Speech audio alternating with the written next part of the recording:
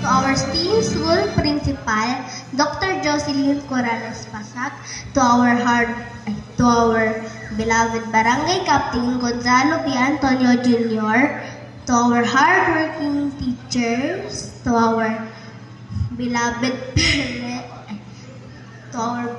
parents, visitors, and fellow students. A blessed day to all of us. Today is the day we have been eagerly awaiting, the first step we will take as young students in kindergarten. On this day, we express our utmost gratitude to our teacher. Ma'am, thank you for the time you spent with us, for opening our packed lunches, tying the laces of our shoes, and comforting us when they cried. Thank you very much for teaching us how to write, count, and read, and especially for guiding us. To our parents, we want to thank you for your unwavering support, for the love you give us.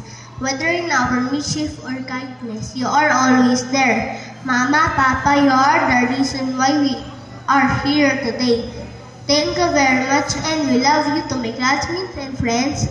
Thank you for laughter and tears. Thank you also for sharing your snacks, crayons, and for empathizing when we are sad. Lastly, as we step into the next grade, we promise to be good children and bring with us the valuable lessons we have learned, and to strive even harder on our studies.